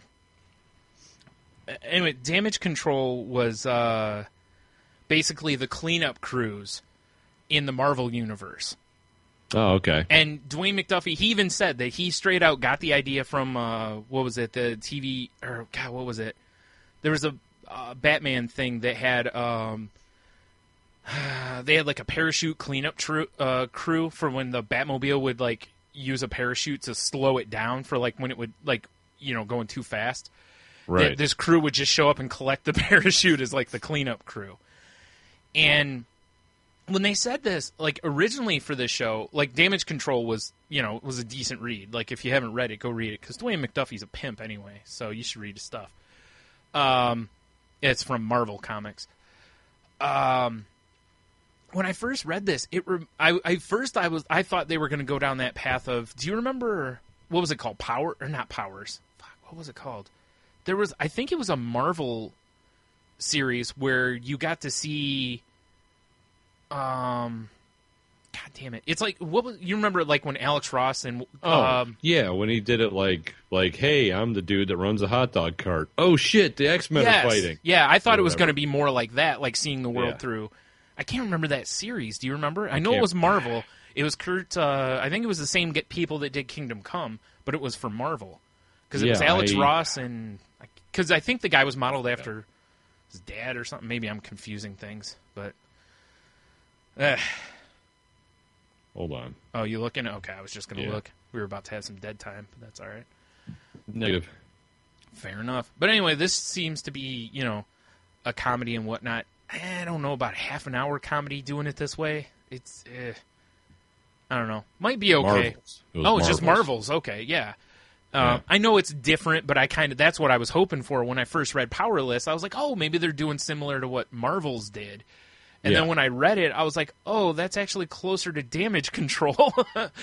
So, like, all right, I don't know. Well, I mean, it's the whole reason Batman's going to kick Superman's ass in an upcoming movie. Why is that? Because, like, you watched the city get destroyed when him and Zod were fighting, and he had that raw face. He's like, I gotta get my suit out, yo. Yeah, that's true. Yeah. Drop some bows. Making some ludicrous references there. Oh, you meant Macho Man. Okay. Yes. From heaven? Wait. Or did you mean a bionic elbow? Because heaven's throwing those down now, too. Wait. The two greatest elbows of all time are being thrown from heaven. I just had this awesome image in my head of Batman, but his suit is all, like, decked out like a Macho Man outfit. And Superman's Hulk Hogan, then I assume, and we're doing the Mega Powers Collide. Yes, nice, exactly, nice. All right, I'm back in. That'd be awesome. That would be that'd be stupid as hell. Artists that listen to our show, get on it. Yeah, and stuff. You too, Brian. What? I don't listen to our show. Yeah, me neither. Yeah. Anyway, it might be an interesting idea. It's funny though in the comments on this page. Along with them pointing out Damage Control, which was, I had forgotten about until when they mentioned it. I was like, that sounds familiar. I was like, I remember reading that. It was from like, I don't know. It was like 92 or 95 or something. I don't know. Every time you say that, I just have Damage Incorporated go through my head. different. I can't help it. But one of the comments was, Gotham Central, people, just do freaking Gotham Central. Yeah, exactly. Somebody else was like, yeah, Fox would probably be pretty mad if they did that. Like, yeah, because then people would be like, why am I watching Gotham? Well, to find out, go listen to the Gotham Lights podcast with our pal Hanno. Straight up shout out. Boom. That's professional. So it's a half-hour comedy? Yeah. I don't know about that. Here's what I'm going to say. Somebody went into Marvel, or to DC, and was like, here's my idea. We take The Office, and we take superheroes. And I wish we had like a clip of Stan Lee saying superheroes, because that's how, whenever I say superheroes, that's how I always picture it in my head. Right. And we mix the two, kind of a thing. But this is going to be the cleanup, or the insurance company for all these places that get destroyed and whatnot. And somebody was like, I love it. Yes. I mean, I can see how it could work, but part of me is also like, how is it going to work? How are they going to make this funny? Also, how are you going to not make this seem like it's the same thing over and over and over and over? Right. Because pick a city. Okay, let's use. Oh my God, I can't. We'll use Gotham. I totally blanked. I couldn't think of a fucking DC city. I don't know, Brian. Metropolis, Gotham, Emerald City. Anyway. Wait, I got a good one. The insurance guy is in his shitty insurance car. It looks like a Progressive mobile, obviously, you know? Right. And he pulls up to just a crater that was Coast City. And he's like, Yeah. He just stands there and goes... He just sets all the files on fire right there. Like, nope. Right, tosses him in a Waffle House. It just tosses him into the smoldering crater that was. Yeah, that was Coast City. Yeah. Oh, man. Yeah, someone else in the comments made a great post here that was like, sounds like an in-house made 5-minute YouTube series. That I agree with. Yes, because it does feel like something that could be done as a throwaway 5 or a 10-minute deal where it's just like some wacky claim and whatever, you know. Like this guy claims that there's an ass print on the hood of his car from Superman. Yeah. How do we rectify this, boys? Exactly. That's kind of... rectify? I get it. Yeah, I'm very curious to see how they're going to be able to do this, because I actually think this works better if you're doing a comedy. It's going to work better if you're not using the big name characters. It's going to feel... Right. Do you know what it reminds me of? Is was that All-Star Section 8 that Garth Ennis is writing? You know, he's using more like B-tier, or not B-tier, like Q-tier characters. Right. You know, to where you're going to see them and messing things up, or... I don't know. I'm very curious to hear more about this, but I don't know. I think it's going to be a tough sell. I can kind of see if they use, like you were saying, like mid-level heroes and villains. Yeah. That could be entertaining. Yeah, like say, I can't think of a mid-level DC villain. Right. Like somebody gets a bunch of quills in them from the Hedgehog or something, even though I know that's from, you know, that's right. Or the Porcupine, not the Hedgehog. Ron Jeremy's just, Anyway. That's one big quill. Yeah. I was... Anyway, Porcupine's a Marvel character anyway, but yeah. That's kind of what I was thinking, is something along the lines of take like a superior foes of Spider-Man kind of mentality, and then having just, you know, these characters that are just not very good at being superhero / villains, and having the repercussions of their stuff. Because, you know, if Superman wrecks something, nobody's ever going to have a problem with it, you know, because it's Superman. Until Batman has to dust off the suit and put him down. Let's say... Spoilers. Here you go. Because I'm looking at the wiki now. Let's say Tar Pit, who is a Flash villain. Okay. Who apparently tried to steal the Stanley Cup for himself. Right? Say Tar Pit, though. Like, you know, he got punched in the face by the Flash, and it broke his, like, sweet glasses. Right. And now he's trying to claim them. Yeah, exactly. That's what I can see stuff like that. Right? Okay, on the flip side of this, how good could a cop-type show be to where they're dealing with this level of thing? And I'm not talking, like, take Powers, take it down a notch, and then bring in, you know, kind of, again, like that, you know, using B-level characters. like showing the police and stuff dealing with these B-level characters and just the ineptitude of them. Like, So, not a serious show at all. It'd be like cops dealing with folded man. Yes. Yes, I like this idea. That's what I want. Oh, man. Maybe I should just pitch this as a comic. Actually, folded man's got a strong ability. Really?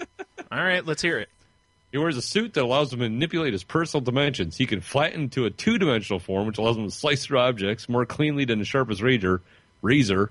And then he can also shift into 4 dimensions, which means he can leave our plane and pop back anywhere he likes. Okay. That's actually pretty strong. I could see, you know what, that's one of those characters that people forget about for like 20 years, and then a good writer will somehow make that guy a major villain again.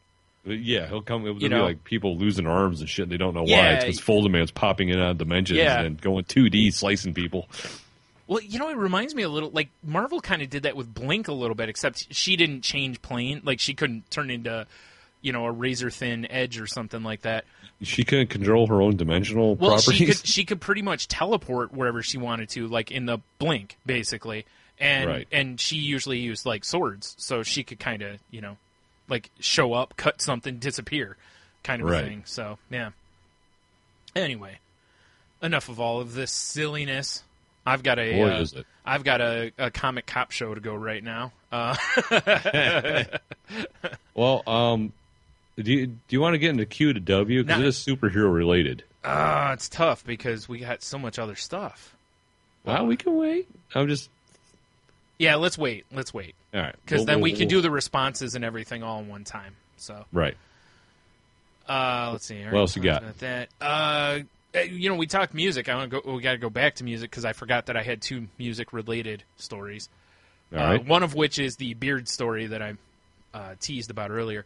But one of these is Motorhead frontman Lemmy has switched from whiskey to vodka for health reasons. That is hilarious. Yeah. Quote, I am still indestructible, he insists. Because he is Lemmy. Yeah. Where is it? There it is. The Lemmy, the grizzled perpetual badass who fronts metal icons Motorhead, has seen healthier days. His band was forced to cancel a few shows earlier this year when the nearly 70-year-old rocker was stricken with gastric distress and dehydration. And That's weird. And he now walks with the aid of a stick because, quote, my legs are fucked. He also suffers from diabetes, but he's found an interesting way to combat the illness. Instead of his usual... the most metal thing I've ever heard. Yeah, right? My legs are fucked. Give me that stick. Yeah. His picture, he just wheels out in, like, the baddest, like, wheelchair ever, you know?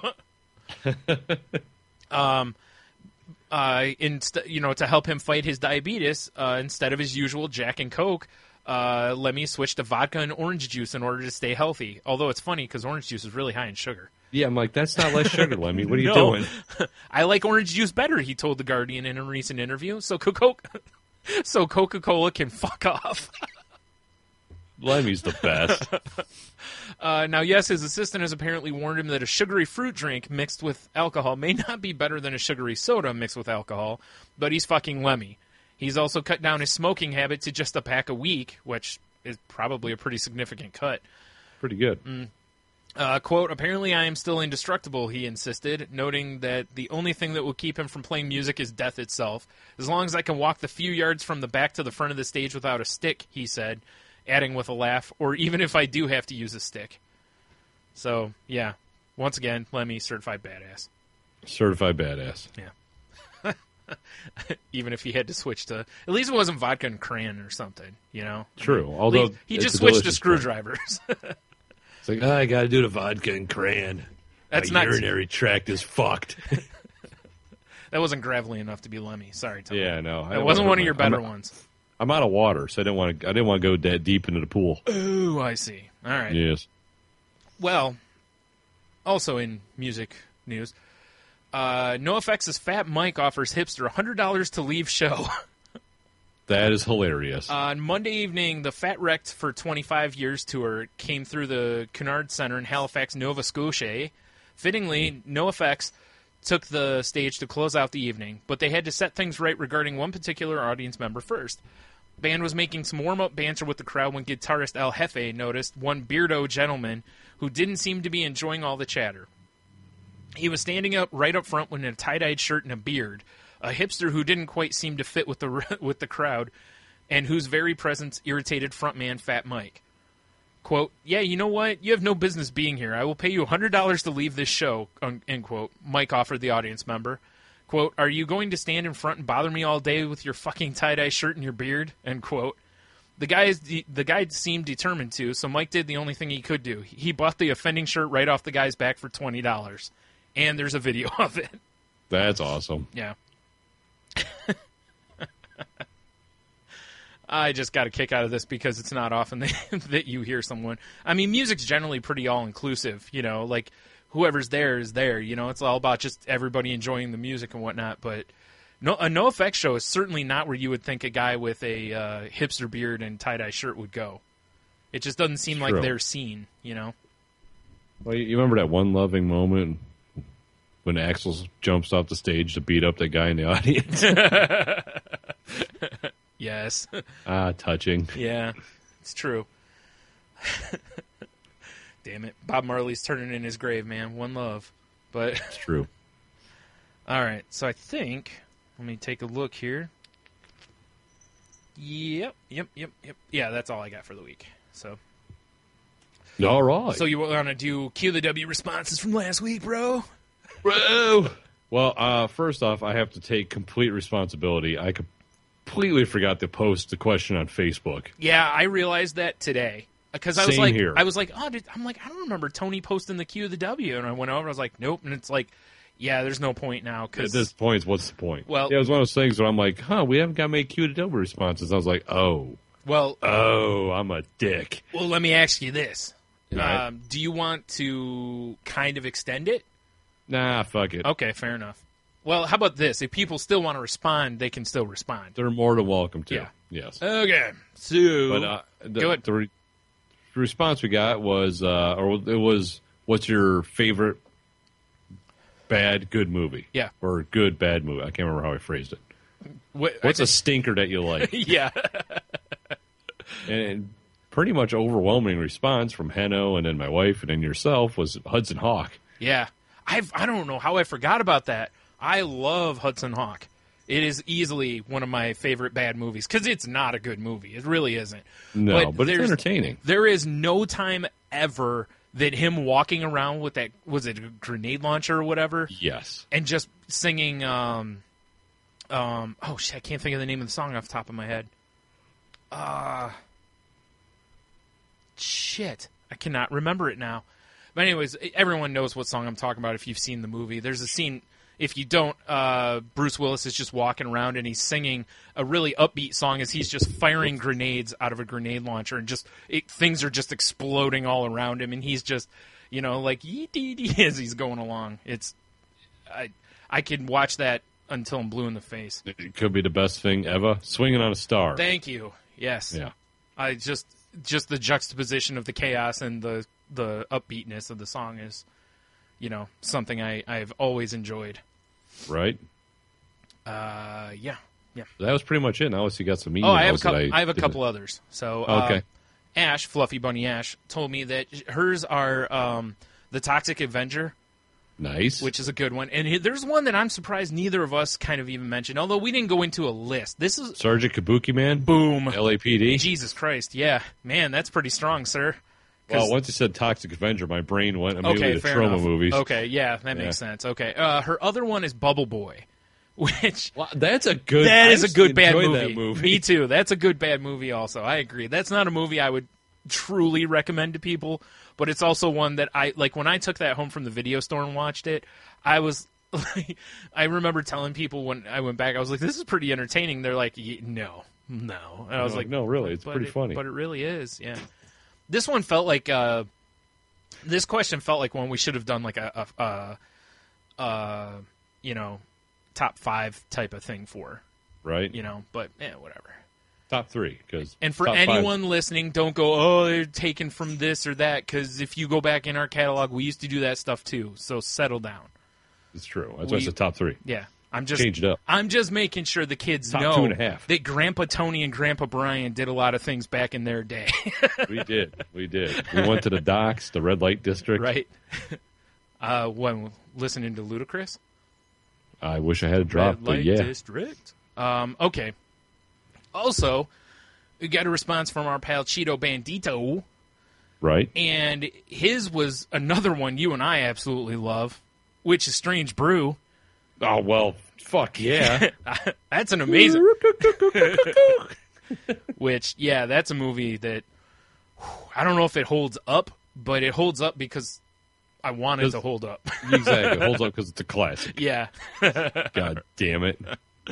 So, yeah, that one's... if you haven't happened to have seen Strange Brew, it's about two brothers that... it spawned from SCTV. It's Dave Thomas and Rick Moranis.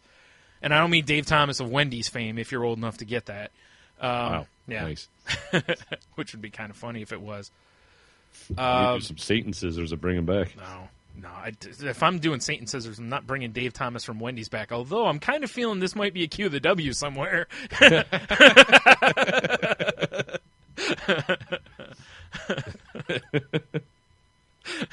the parameters of the terms, it have to be like non-family members, that kind of stuff. Because he can't be, otherwise, I mean, duh, like I'd bring my dad back, Well, duh. yeah. That's simple. It's got to be more like, what dead celebrity would you Satan Scissors to bring back? Right. Anyway, I was telling you about Strange Brew, but you know what? You can just look it up on IMDb. But anyway, it was good time funny. There's a lot of beer jokes and it's just a ridiculous movie about two brothers and their shenanigans and trying to save a brewery and such. So, yeah, good pull. Good, clean fun. Yeah, good pull, Cheeto. Good pull. That's certainly one of our favorites. Yeah, and it is.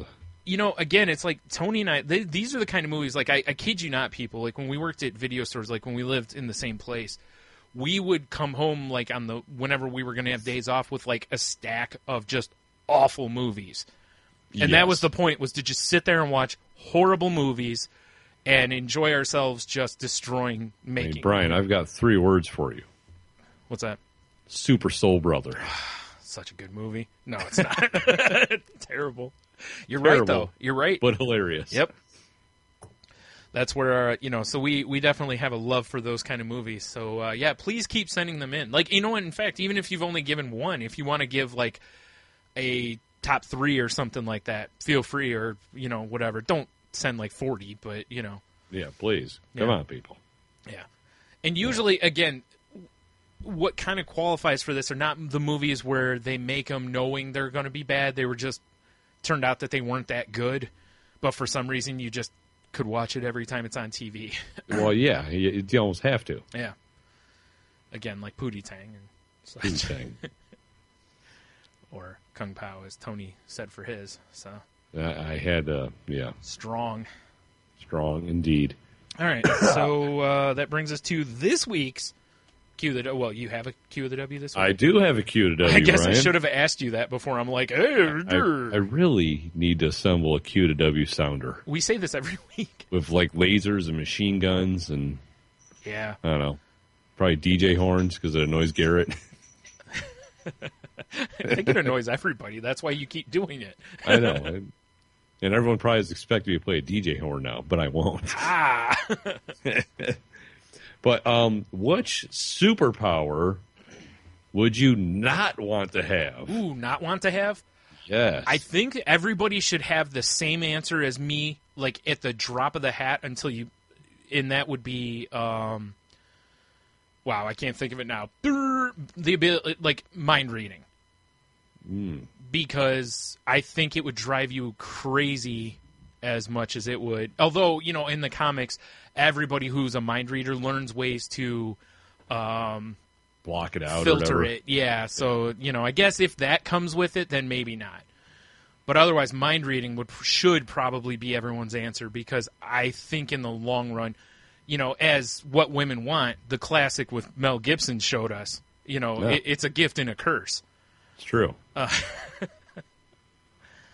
don't know, though. Other than that, Let's see. Do you have one? I have one. Okay, let's go ahead and give yours. I'll think about it for a minute. Mine would be spider sense. Okay. Because in the comics, it's like a bullet's coming at me. Oh, shit. But I'm pretty sure in real life, it'd be like, that guy's about ready to run into me. Spider sense goes off. Right? So if you're like in a mall, it's going to be going off constantly. Well, it kind of makes you wonder if realistically, well, I know we're talking comics powers, but it kind of makes you wonder if the original intent of spider sense was that it would warn you anytime you're going to get hurt. And then, again, much like the mind reading, you filter it down over time. Like, to where you just ignore, like, you get little tingles in your skin or whatever, and you're like, eh. Or if it's just overall just that generic, spider sense, and he has no idea if it's on a scale of 1 to 10, the danger level. Like, you're about ready to walk out in front of a car. Yeah. And you do, like, backflip over it. Right. Meanwhile, it wasn't that a car was coming, it was just that a bird was about to shit on you. Right, yeah. Backflip into the car. Right, and you've just, kind of shown some of your Spider-Man powers and agility. I mean, I think it would be, you're probably right. Like anything else, probably filtered down to a manageable level. I think the answer really comes down to any of these powers that are a gift and a curse, which means they generally have to be probably more so a superhero power than a supervillain power, because the villains don't care about... It's like in Magic, it's power but a price, and the villains are like, Yeah, fuck it. Yeah, so my answer, I think, is, and people are probably going to go, what? But Rogue's powers. Because of the ability to, because she can't touch people. Oh, I thought you meant daddy. Yeah. No, you know what I mean, though. It's like there's an element of things she have to sacrifice for those powers that would really suck. Because, I mean, it's bad enough when you have to bag your nether meats, but you have to bag every part of you if you're going to have intercourse with somebody. Yeah, that's true. You know what I mean? And although Naked Gun made it look hilarious, I don't think it's going to be that sensual. No, probably not. I don't know. I'm sure I'm missing other stuff, but it all seems like it's all about learning to filter and stuff for the heroes. Right. Whereas most of the villains, it's more about just, learning to unleash. It's similar in the Force, the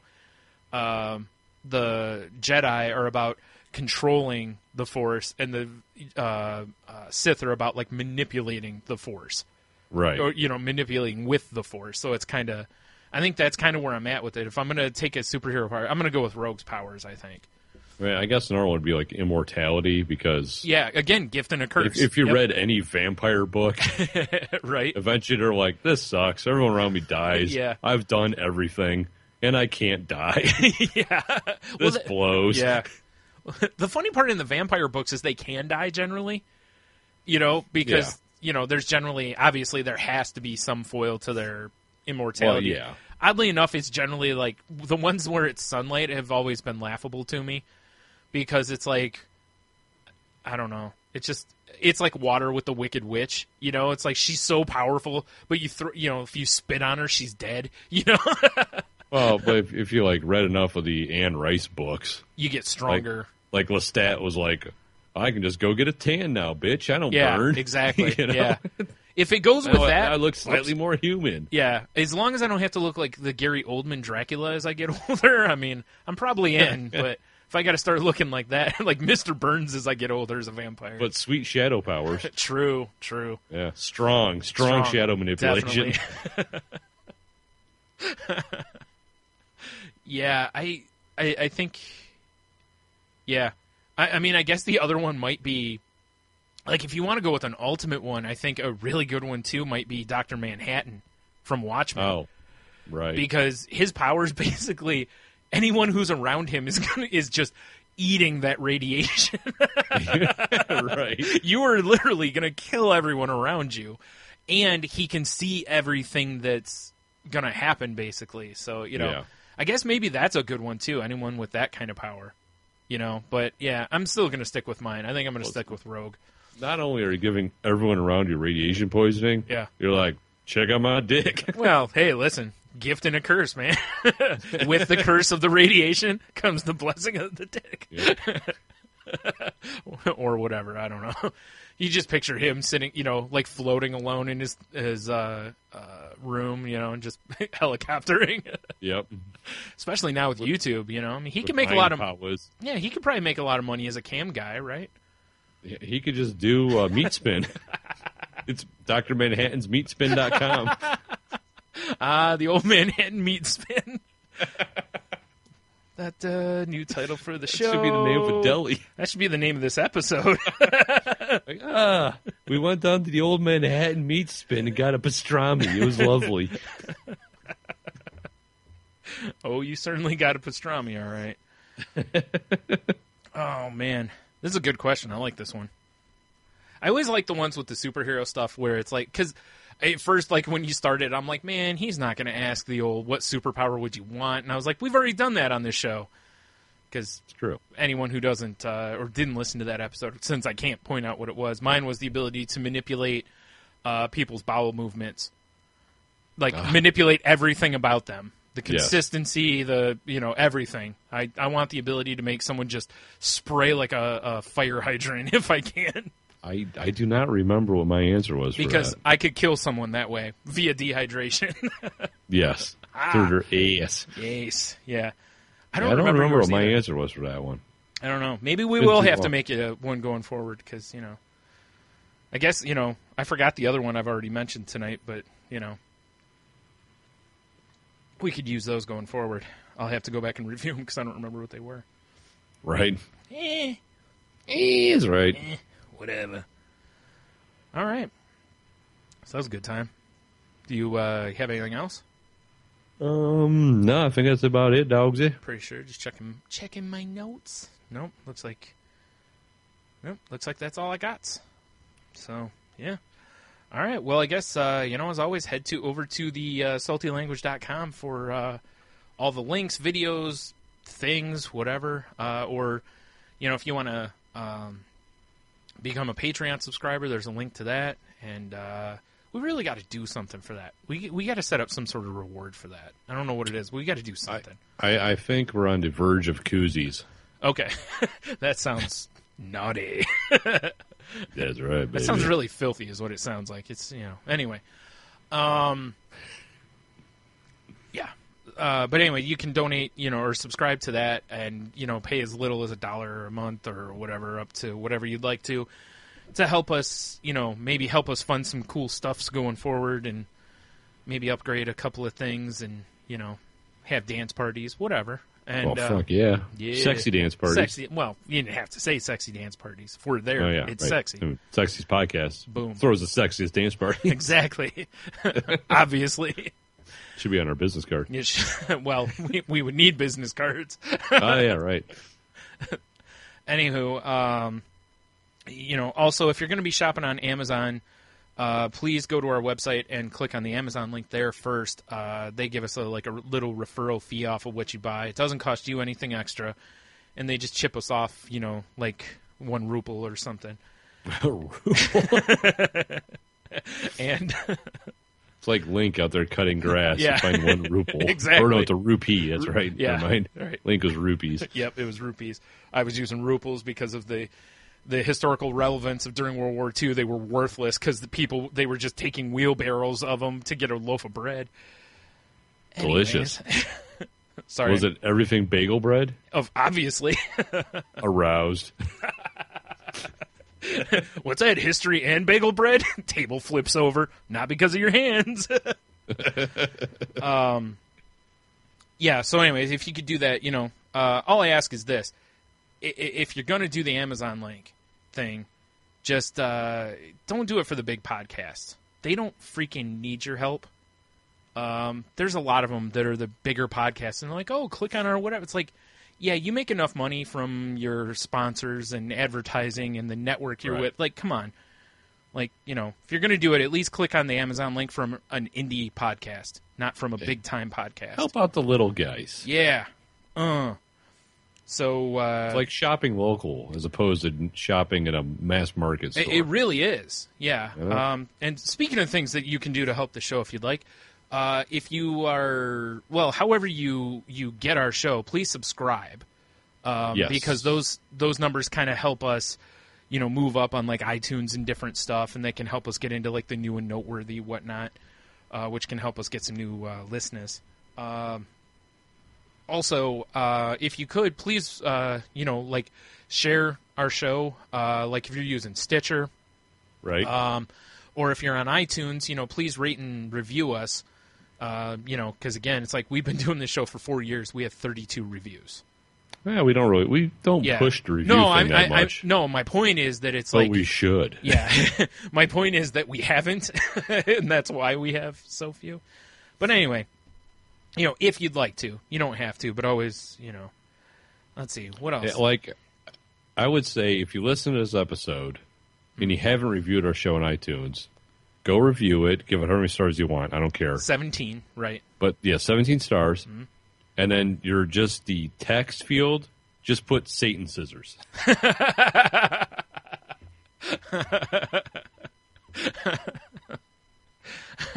I like that idea a lot. You know what my favorite one is the one from the Crab Feast. Yes, 5 stars. Go fuck yourself. Yeah, because it was fuck the Crab Feast. That's where it was, right? Fuck the Crab Feast, 5 stars. That's what they. Yeah. But obviously you can't put fuck in there because they'll censor. It has to be censored. But anyway, I'm not asking you to do that for us because I'm not trying to get in on their territory. But that one just always made me laugh. I just want to see what sort of what we might be able to generate from this episode. Oh no, that's great. Yeah, Satan scissors. I agree. Or if you want, just put in like your favorite episode if you have one. Or some terminology we've said. Just put that in there just for giggles. For shits. Whatever. Yeah. Hobo Gulch. Right. Who can forget a Hobo Gulch? Go piss rocks. Right. Have a beer, you'll be fine. Right. Oh, wait, we're ending the show. What's going on here? Yeah, whoa, slow down. The best way to contact the show, if you'd like to, is on Twitter at salty_language.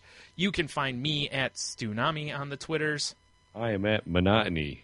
Unless you're a lovely lady, then I can get my direct line.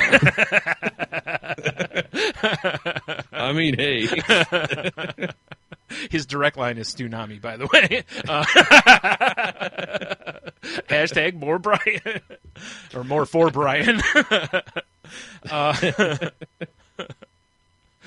Oh, man. If you want to email the show, saltylanguage@gmail.com. The Q of the W, hopefully one or both of us will remember to make sure it's up on Facebook this week. We'll throw it on the Twitter if I remember. Reddit still? Yep. Okay. I'll do the Reddit. If you're on Reddit, r/saltylanguage. So there you go. Go check out the best of videos Tony's posting on the YouTubes. The link for that's on our website also. Word. Yeah, I think that's... Oh, you know what? We probably should mention these networks we're part of. Oh, you're probably right. I guess. The Wicked Radio Network. Wicked. The Podgods Network. Podgods. Musings of a Geek. Geeks. I was wondering what you were going to do for that one. I got nothing. Tangent Bound? Yeah, Tangent Bound. Definitely Tangent Bound. Tangent Bound. Go check out the website, too. Go check out. Definitely. Yeah, click the link on our page and go check out Tangent Bound's website. That feels like all of them, right? Am I forgetting anything? Welcome to the Danger Zone. Could be Danger. The one everyone loves. Entertainment. Michael Leo's like, finally!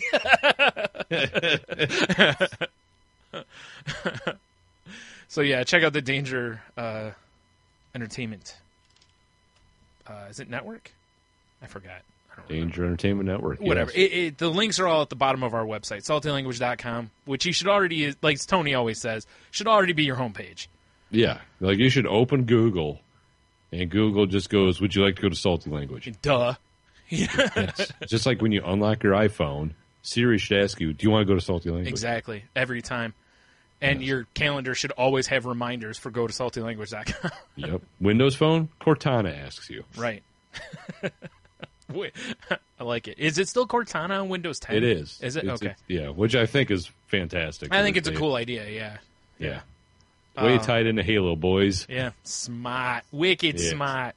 Wicked smart. All right, let's get the hell out of here. Until next time.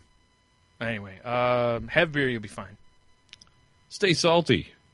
And, go have a Manhattan meat spin, maybe. Oh, Manhattan meat spin.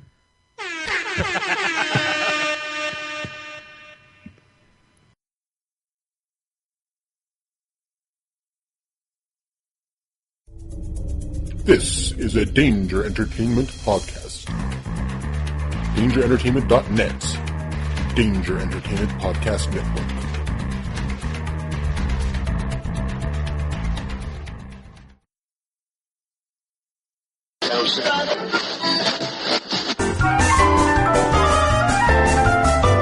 Welcome to the Wicked Radio Network. You are now leading the world of Musings of a Geek Podcast Network. Stay geeky, my friends. Susan, open the door. Oh my god, what happens now? He's gonna break down the door, and she's gonna hide. I'm breaking down the door. Don't you hide. Oh god, what now? He's gonna find her hiding in the bathroom. I know you're in the bathroom. I just want to talk, honey. He's lying. He has a knife behind his back.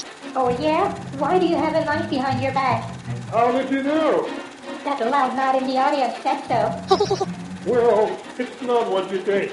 He's gonna tell her it's to cut the cable, because she wants to be on the 10 Jam Down Live show. November 15th, 6 p.m. It's gonna be awesome. You'll want to have your own free podcast on the network. Now they'll make up and do the nasty. Oh, honey, let's make up and do the nasty. Wow, what happens now? Now we're getting out of the theater, and everybody else will beat the shit out of us in the parking lot. TangentDownNetwork.com